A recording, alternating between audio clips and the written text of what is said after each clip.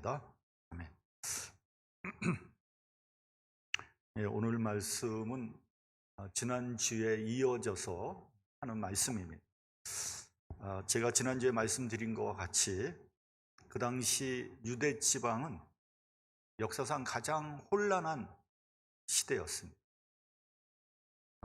나라는 로마의 식민지가 되어서 온 백성이 종노릇하고 있었고요. 또 탐관 오리들의 수탈로 인하여 백성은 피폐했고 경제적으로는 극도로 가난했습니다. 또 로마는 엄청난 무력으로 유대인들을 탄압했습니다. 백성들은 그 마지막 희망과 위로를 종교에서 찾아야 하는데 종교마저도 부패해서 어디를 가도 희망을 찾을 수 없는 그런 시대였습니다. 어느 사회나 종교는 마지막 보루입니다. 다른 분야가 다 부패하고 불의하여도 종교만 살아있다면 그 사회가 가능성이 있는 사회입니다. 그러나 종교마저 부패하여 사회에 등불이 되지 못한다면 그 사회는 가능성이 없는 사회가 되는 거죠. 우리가 중세 유럽에서 봉건주의가 무너질 때 종교가 극도로 부패했었죠. 여러분, 종교 개혁의 직접적인 도화선이 된 사건이 무엇인지 아시죠? 그것은 면죄부라는 사건입니다. 그러니까 그 당시 크고 화려한 성당을 지으려니까 어마어마한 돈이 필요했잖아요. 그 돈을 충당하기 위해서 교회에서 생각해낸 것이 뭐냐? 면죄부라는 거예요. 그러니까 면죄부를 사면 내 지은 죄가 사해지고 천국에 갈 수 있는 길이 열리게 되는 거죠. 보장되는 거죠. 이 정도 되면 교회는 갈 때까지 간 것이죠. 그 외에도 여러 가지 문제점이 있었습니다만, 그러므로 해서 1517년 10월 31일 마틴 루터는 95개의 문제점을 일일이 다 적어서 비텐베르크 대학교 교회 정문에다 걸어놨습니다. 그것이 종교개혁의 신호탄이 되었고 그로부터 개신교가 나오게 된 것이죠. 그런데 지금 우리 개신교가 현대사회를 이끌고 가는 정신적인 혹은 영적인 지도력을 발휘하고 있는지 한번 되물어보지 않을 수 없습니다. 여러분, 이 사회가 교회의 소리를 듣고 있습니까? 교회의 지도력을 인정하고 있습니까? 교회의 지도자들이 존경받고 있습니까? 부끄럽게도 아니다라고 말할 수밖에 없습니다. 교회가 개혁의 주체가 된 것이 아니라 개혁의 대상이 된 지 이미 오래되었습니다. 이건 교회의 책임이고 교회 지도자들의 책임이고 또 교인들의 책임이기도 합니다. 성령의 역사에 의한 새로운 종교개혁이 절실히 요구되는 시점이다. 저는 그렇게 생각을 합니다. 내년 2월에 중국에서 베이징 동계올림픽이 열립니다. 중국은 이 동계올림픽을 성공시키기 위해서 혼신의 힘을 기울이고 있습니다.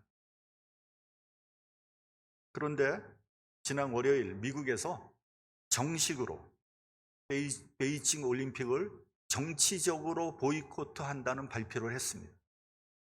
그리고 영국, 캐나다, 호주, 뉴질랜드에서 그 뒤를 따를 거로 내다보고 있습니다.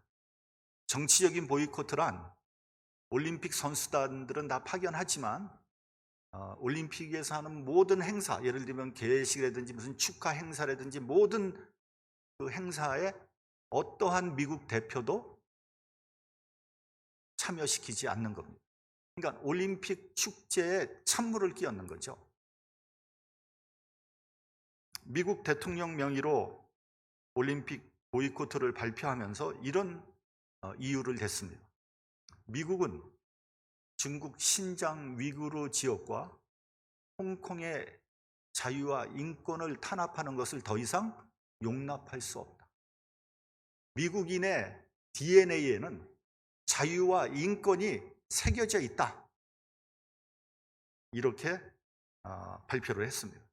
저는 그 말이 맞다고 생각합니다. 미국인의 DNA에는 자유와 인권이 새겨져 있다고 생각을 합니다. 그리고 그 뿌리를 찾아 들어가면 그것은 기독교와 연결되어 있다고 저는 생각합니다. 그렇다고 미국의 기독교가 다 잘했다는 것은 아닙니다. 그럼에도 불구하고 미국을 건국한 건국 정신에는 기독교가 엄연히 자리 잡고 있고요. 지금도 여러 가지 복잡한 일들도 많지만 지금도 미국을 이끌어가는 그 정신적인 지주는 기독교에 있다는 것을 부인할 수 없습니다. 그러자 중국 정부는 미국을 신랄하게 비판하면서 이렇게 말을 했습니다. 미국의 백인들이 아메리카 인디언들에게 한 짓은 어떻게 하고 또 흑인들과 유색 인종에 대해서 인종차별을 한 것에 대해서는 어떻게 할 것이냐, 이렇게 따졌습니다. 그 지적 역시 부정할 수 없는 사실입니다. 뼈아픈 지적인 것이죠. 미국의 교회들은 이 사실에 대해서 통렬하게 반성하고 앞으로 어떻게 개선할 것인가에 대해서 고민해야 됩니다. 참고로 우리가 속해 있는 교단 PCUSA는 12개의 신앙 고백을 통해서 이미 그 작업을 했고요. 지금도 부단히 노력하고 있습니다. 그래서 저는 우리 교단에 대해서 자랑스럽고 존중하고 있습니다. 참고로 한 가지 더 말씀을 드리면 미국의 주류 교단이 동성애를 찬성했잖아요. 우리 교단을 포함해서. 근데 많은 분들이 거기에 대해서 오해하고 있습니다. 동성애를 찬성한 것은요, 동성애가 옳다는 것을 찬성한 게 아니에요. 동성애는 죄지요. 그럼에도 불구하고 동성애를 하고 있는 사람들의 인권과 자유와 권리를 제한하거나 부정해서는 안 된다는 거예요. 아무리 그 사람이 잘못된 사람이라고 해도, 그 사람이 죄인이라고 해도 그 사람의 인권, 그 사람의 권리는, 그 사람의 자유는 인정해 줘야 되는 거 아닙니까? 그것마저 부정할 수는 없는 거 아닙니까? 그래서 여러분들이 거기에 대한 오해를 좀 푸는 것이 좋겠다, 이런 생각이 듭니다. 이스라엘에서는 오래전부터 메시아 대망 사상이라는 것이 있었습니다. 나라가 혼란하고 어려울수록 그들은 더 간절히 메시아를 기다렸습니다. 과거부터 보면 하나님께서는 아브라함과 동행하셨습니다. 그리고 애굽의 종로로 탈 때 모세를 보내서 그들을 구원해 주셨습니다. 그리고 여호수아를 보내서 요단강을 건너게 하셨고 가나안 땅을 차지하게 하셨습니다. 그리고 다윗과 솔로몬 때 이스라엘의 전성 시기를 열었습니다. 그러니까 하나님께서 이스라엘 역사를 통해서 늘 함께 하신 거죠.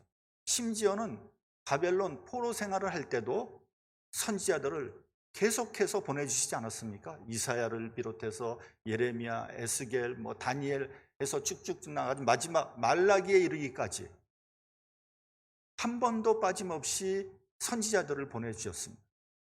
그런데 말라기 선지자 이후에 400여 년 동안 하나님의 말씀이 끊어졌어요. 선지자가 나타나지 않았습니다. 아니, 어렵고 힘들 때마다 우리와 함께 하시던 하나님은 도대체 지금 어디에 계신 것일까? 이렇게 힘들고 어려운데, 이렇게 혼란한데, 아무런 희망이 없는데 왜 모른 척하고 계시는 것일까? 우리를 아주 잊으셨나? 그때 세례 요한이 광야에 나타난 겁니다. 약대 털옷을 입고 메뚜기와 석청을 먹고 지팡이를 들고 나타나 회개하라고 외쳤어요. 주의 길을 예비하라고 외쳤습니다. 그제서야 사람들은 하나님께서 드디어 선지자를 보내주셨구나 이렇게 생각했습니다. 많은 사람들이 하나님께서 이제는 우리를 구원하실 모양이다 이렇게 생각을 했거든요. 그래서 나와서 회개하고 세례를 받았습니다. 그 중에는 간절한 마음으로 정말 회개하며 나온 사람도 있었지만 구경 삼아 나온 사람들도 있었을 것입니다. 또 어떤 사람들은 그래? 그럼 어떻게 하나 한번 두고 보자 하는 부정적인 마음으로 나온 사람들도 있었을 것입니다. 구름같이 모여든 사람에게 세례 요한은 이렇게 질책했습니다. 독사의 자식들아, 누가 너희를 가르쳐 장차 올 진노를 피하라 하더냐. 사실 여기서 독사의 자식이란 말은 유대인들에게 치명적인 욕이죠. 유대인들이 제일 싫어하는 저주의 말인 거죠. 독사의 자식이라는 것은 사탄 마귀의 자식이란 말 아닙니까? 하나님의 심판을 받아서 자자손손 저주를 받을 자다 이런 말인 거예요. 그런 욕인 것입니다. 그 말을 들은 사람들은 아마 기겁을 했을 것입니다.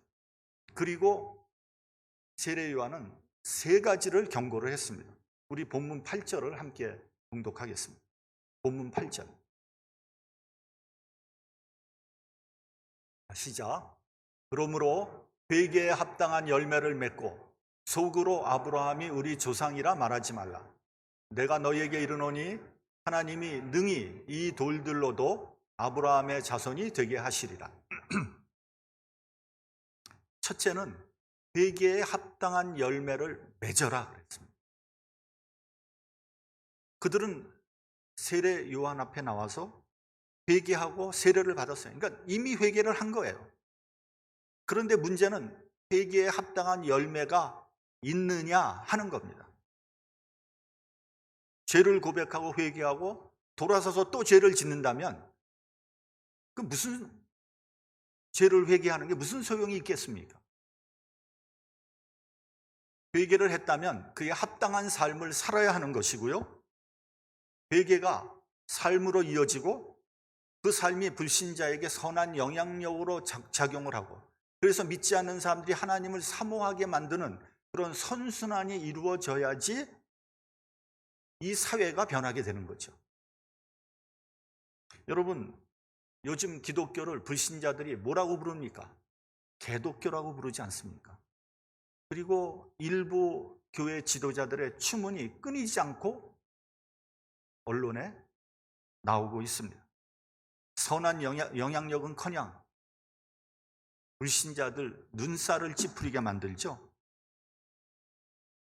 안타까운 일입니다. 열매가 없는 겁니다. 여러분, 예배는 삶이라는 말이 있습니다. 예배를 드리면서 받은 은혜가 삶 속에 나타나야 한다는 거죠. 그래서 우리의 삶이 순결하고 거룩해진다면 그 사람이야말로 그리스도인이라고 말할 수 있는 거죠. 예배에서 충만하게 은혜를 받고 집으로 돌아가면서 부부가 차 안에서 대판 싸움을 한다면 예배에서 받은 은혜가 무색해지는 거죠. 어떻습니까, 여러분? 우리에게 예배에 합당한 열매가 있습니까? 근데요, 저는 요즘에 더 심각한 것은 뭐냐면요, 예배에서 회개가 사라져 버렸어요. 교회에서 회개하지 않습니다. 자기 잘못을 모릅니다. 자기가 다 옳아요. 그리고 상대방은 다 틀렸어. 잘못됐어. 그러니까 교회에서 죄인은 사라지고 온통 다 의인뿐이 없어요. 그러니까 교회가 복잡해지는 거죠. 내가 잘했는데, 내가 맞는데, 상대방이 틀린데.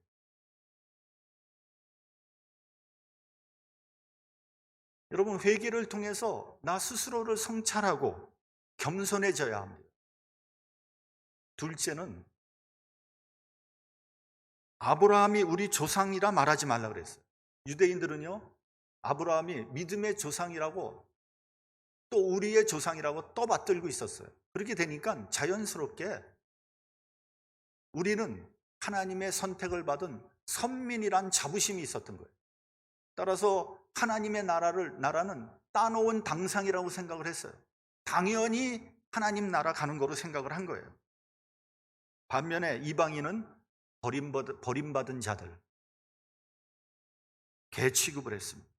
그러니까 그러면서 겉으로는 순결하고 거룩한 척 했지만 그 속에는 거짓과 탐욕으로 가득 찼습니다. 그러므로 아무리 아브라함의 후손이라고 해도 회개하지 않으면 하나님 나라에 들어갈 수 없는 거예요. 어떤 사람은요, 모태신앙을 자랑하는 사람이 있어요. 몇 대째 그리스도인이라는 거 자랑합니다.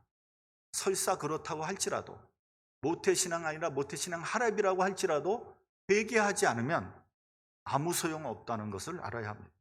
본문에 보면 하나님께서 능히 이 돌로도 아브라함의 자손이 되게 하시리라 했어요. 이 굴러다닌 돌로도 아브라함 자손이 된다는 거예요. 셋째는 그들이 나와서 회개하는 동기를 경고했습니다. 진노를 피하기 위하여, 저주받지 않기 위하여, 망하지 않기 위해서, 고통을 모면하기 위해서 하나님 앞에 나와서 회개하는데 그 동기가 합당하지 않다는 거예요. 회개의 이유는요, 자기 스스로를 성찰하고 하나님 백성답게 살라는 거예요. 어떤 분들은 하나님 앞에 나오는데 그 동기가 두려움이에요. 두려움. 벌 받지 않으려고, 병 걸리지 않으려고, 또 복 받으려고 이렇게 하나님 앞에 나오는데 그 동기가 하나님 보시기에 합당하지 않다는 거예요. 하나님은요, 사랑의 하나님이고 용서의 하나님이에요. 하나님은 우리가 회개하고 하나님 자녀답게 살기를 원하십니다. 교회 다닐 때는 거룩해 보이는데 이 세상에 나가면은 온갖 나쁜 짓은 다 하는 그런 그리스도인 되기를 원하지 않으십니다. 그래서 사람은요, 겉과 속이 같아야 돼요. 하나님 앞에서 겉다르고 속다르게 그렇게 얕은 꾀를 쓰면 안 되는 겁니다. 하나님은 우리 마음속 깊은 데까지 다 감찰하시는 분이라는 걸 알아야 합니다. 그러자 사람들이 세례 요한에게 질문을 하는 거예요. 그러면 우리가 어떻게 하리까? 우리가 어떻게 하면 되겠습니까? 세 부류의 사람들이 물어봤습니다. 여러분, 우리도 하나님 앞에 나와서 물어보시기 바랍니다. 제가 무엇을 해야 되겠습니까? 제가 어떻게 살아야 되겠습니까? 하나님의 뜻은 무엇입니까? 어떻게 사는 것이 하나님의 뜻에 합당하게 사는 것입니까? 이걸 먼저 물어봐야 돼요. 여러분, 우리는 내 마음대로 살았잖아요. 내가 하고 싶은 거 다 하다가 문제가 생기면 하나님 앞에 나와서 이 문제 해결해 주세요. 이렇게 하지 말라는 거예요. 먼저 하나님의 뜻을 물어보라는 거예요. 그러면 하나님께서 분명히 대답해 주시고 인도해 주신다.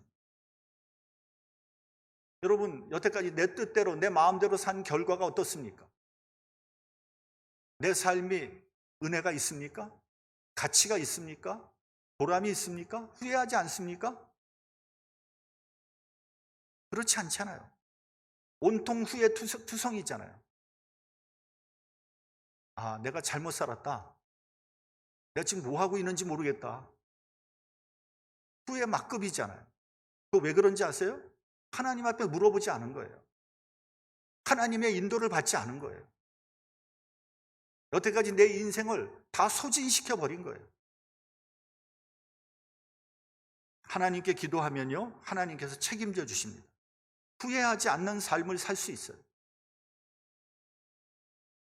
로마서 12장 2절을 보면요, 하나님의 선하시고 기뻐하시고 온전한 뜻이 무엇인지 분별하라고 했어요. 하나님의 뜻을 아는 데서부터 시작해야 합니다. 10절을 보면 우리가 물었다고 되어 있습니다. 우리가 무엇을 하리까? 여기서 물이라고 하는 것은 거기 그 자리에 모여있는 일반적인 사람을 얘기하는 거예요. 보통 사람들이에요. 본문 11절을 같이 봉독하게. 본문 11절. 자, 시작. 대답하여 가로되 옷 두 벌 있는 자는 옷 없는 자에게 나눠줄 것이요 먹을 것이 있는 자도 그렇게 할 것이니라 하고. 우리가 무엇을 해야 되겠습니까? 했더니 옷 두 벌 있는 자는 옷 없는 자에게 나눠주고 먹을 것이 있는 자는 그렇게 할 것이라.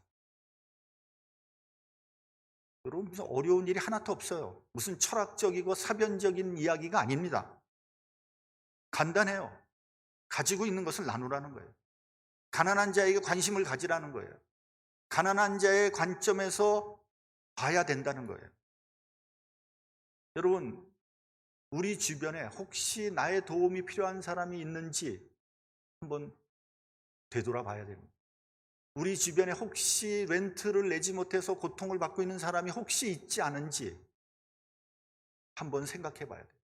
만약에 있다면 나의 것을 조금이라도 나눠서 도와주라는 얘기.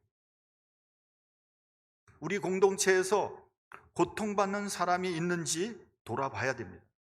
그것이 하나님을 믿는 사람들이 마땅히 해야 할 도리입니다. 믿는다고 하면서 어렵고 고통받는 사람 모른 채 한다면 그 사람을 믿는 사람이라고 얘기할 수 없는 겁니다. 그런 면에서 여러분, 천국은 의외로 가까운 곳에 있는지 모릅니다. 천국은 우리가 죽어서만 가는 데도 아니고요, 저기 우리가 손에 닿을 수 없는 저 먼 곳에 있는 것도 아니라는 거예요. 마태복음 25장에서 예수께서 친히 하신 말씀입니다. 오른편에 있는 자에게 창세로부터 너희를 위하여 예비된 나라를 상속하라. 내가 줄일 때 너희가 먹을 것을 주었고 목마를 때 마시게 하였고 나그네 되었을 때 영접하였고 벗었을 때 옷을 입혔고 병들었을 때 돌아보았고 옥에 갇혔을 때 와서 보았느니라. 그렇게 말씀하시니까 오른편에 있는 사람이 예수님께 물어봅니다. 예수님, 제가 언제 그런 일을 했습니까? 저 그런 일 한 적이 없는데요? 예수께서 이렇게 대답하십니다. 내가 진실로 너희에게 이르노니 너희가 여기 내 형제 중에 지극히 작은 자 하나에게 한 것이 곧 내게 한 것이라. 예수님의 말씀이에요. 또 왼편에 있는 자에게는 저주를 받을 자들아, 나를 떠나 마귀와 그 사자들을 위해서 예비된 영영한 불에 들어가라.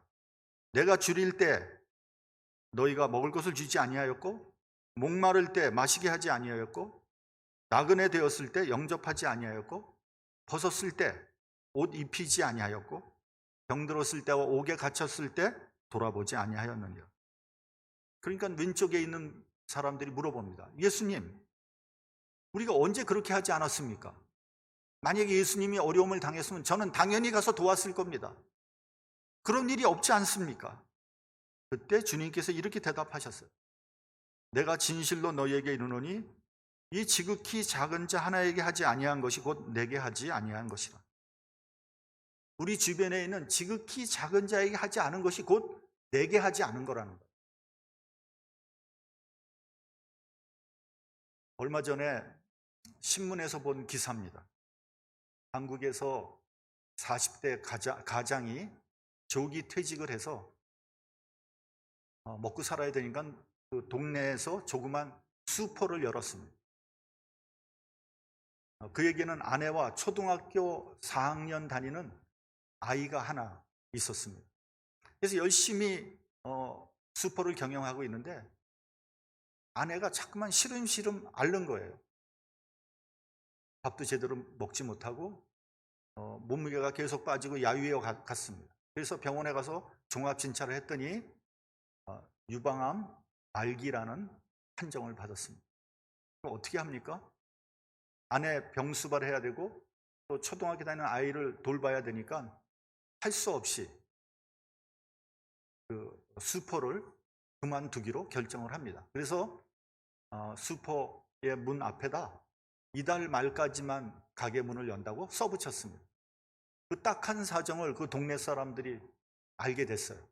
그래서 동네 사람들이 줄줄이 나와서 그 폐업하는 가게에 있는 모든 물건을 단 하나도 남기지 않고 다 사버렸어요. 그거 이렇게 카메라로 비춰주는데 정말 선반 위에 하나도 없어. 다 사버렸어요. 그걸 한국에서는 돈줄을 낸다고 하더라고요. 보통 우리가 혼줄 낸다 그러잖아요. 그런 것처럼 돈으로 돈줄을 낸다 이렇게 얘기를 합니다. 그 기사를 보고 많은 사람들이 댓글을 남겼습니다. 어떤 사람은 이런 댓글을 남겼습니다. 왠지 자꾸만 눈물이 납니다. 꼭 회복하시기를 바랍니다. 또 어떤 사람은요, 이 세상이 각박하다고만 생각했는데 아직은 살만한 세상이네요.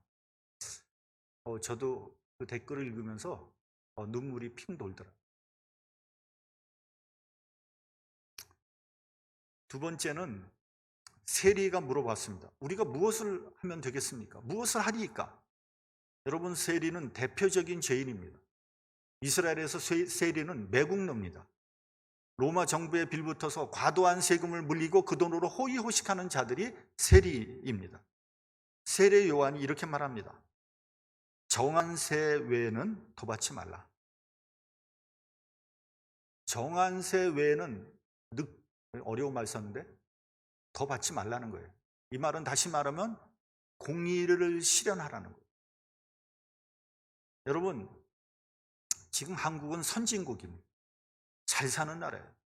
그 통계를 봤더니요, 구매력 기준, 그거를 PPP라 그러죠. 구매력 기준으로 비교를 해보니까 한국이 얼마나 잘 사냐면요, 영국이나 일본이나 스페인이나 이태리보다 더 잘 살아요.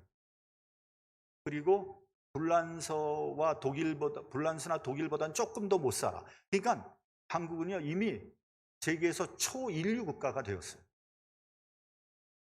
그런데 빈부의 격차는 어느 나라보다도 큽니다.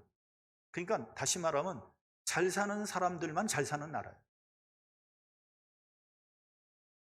그러면 잘 사는 사람들에게 세금을 조금 더 내게 해서 못 사는 사람들 도와줘야 되잖아요. 그래야지 빈부 격차가 조금이라도 줄어들잖아요. 그렇지 않으면 빈부 격차는 점점 더 넓어지는 거예요. 조금 민감한 문제지만 그냥 제가 생각한 거예요. 요즘 현 정부에서 추진하고 있는 종부세라는 것이 있습니다. 종합부동산세라는 거예요.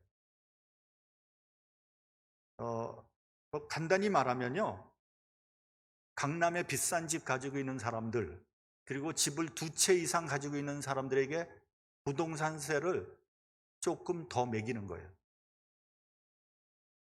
그래 봐야 미국의 부동산세에 비하면, 특별히 우리가 살고 있는 지금 일리노이의 부동산세에 비하면 한국의 부동산세는 종부세를 낸다 해도 턱없이 싸요.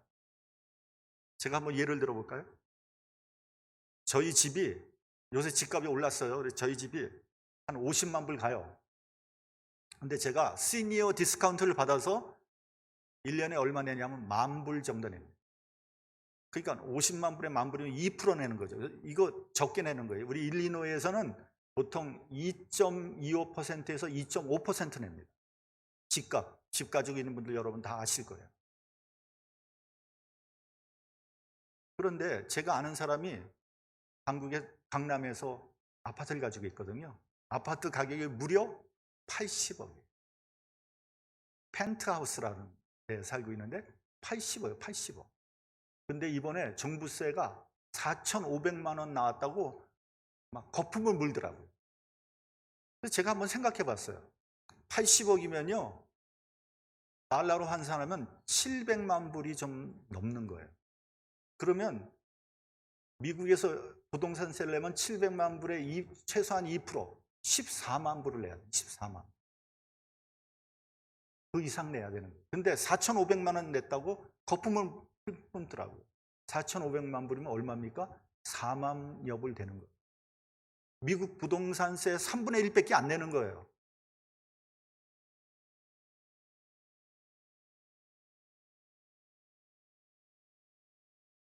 어쨌든 이 종부세에 대한 여론이 찬반이 팽팽하다고 하더라고요. 50%래요, 거의. 그런데요, 여러분, 한국에서 종부세 내는 사람들이 몇 프로인지 아십니까? 2%. 2%가 내는 세가 종부세예요. 그러면 종부세 반대하는 50% 어떻게 된 거예요? 이게 48%는 뭐 하는 사람이에요? 이 사람들? 자기네들이 부자로 착각하고 있는 것 같아.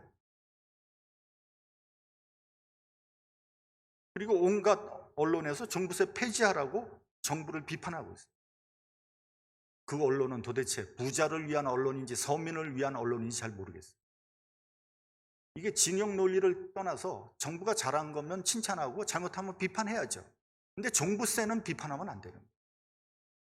그 언론이 그걸 비판한 건 부도덕한 거예요. 제가 그 기사를 보고 너무 열받더라고요. 여러분 이번 코로나 사태로 인해서 여러 국가에서 재난지원금을 지급하고 있습니다.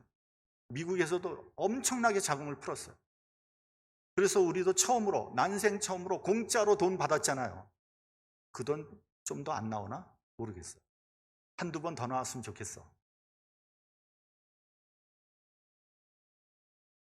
여러분 그거 왜 주는지 아십니까?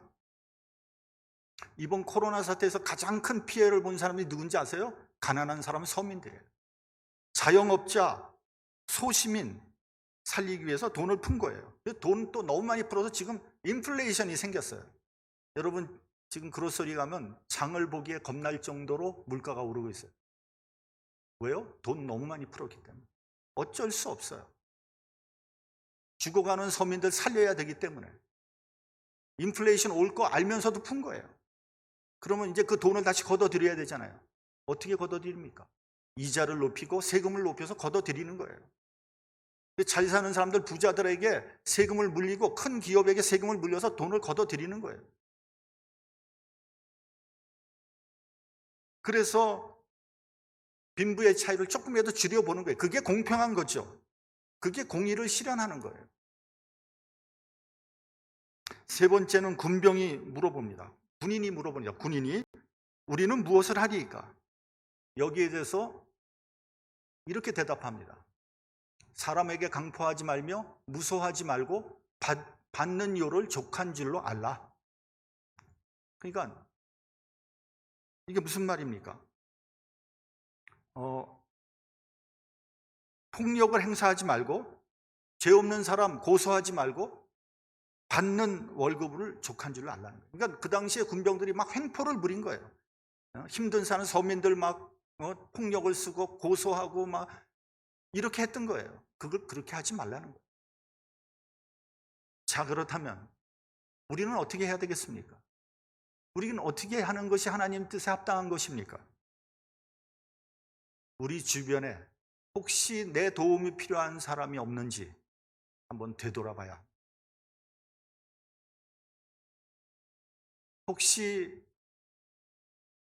내 주변에 쌀이 떨어진 사람은 없는지, 혹시 내가 조그만 돈을 내서 저기 제3국에 제대로 헐벗고 먹지 못하는 사람을 도울 수 있다면 그 일을 하라는 거예요. 에이, 뭐 누군가 하겠지. 나도 서민인데, 나도 먹고 살기 힘든데. 아니, 뭐 분수에 넘치도록 하라는 게 아니에요. 우리가 할 수 있을 만큼만 하면 되는 거예요.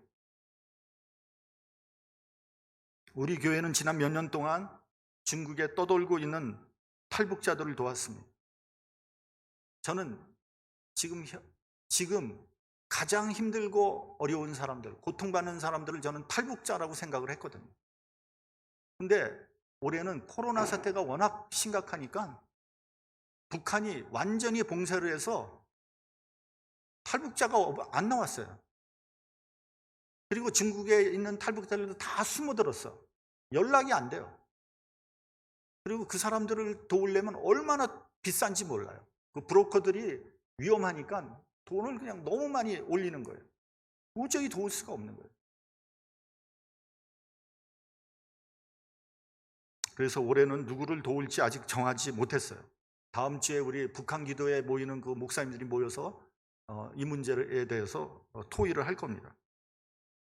우리 스스로에게 한번 조용히 물어보시기 바랍니다. 나는 무엇을 할 것인가? 나를 통해서 하나님께서 하시고자 하는 뜻은 무엇인가? 이 성탄 계절, 한 해가 저물고 새해를 맞는 이러한 계절에 가난하고 소외된 사람들, 내 도움이 필요한 사람들을 되돌아보는 그러한 절기가 되기를 주님의 이름으로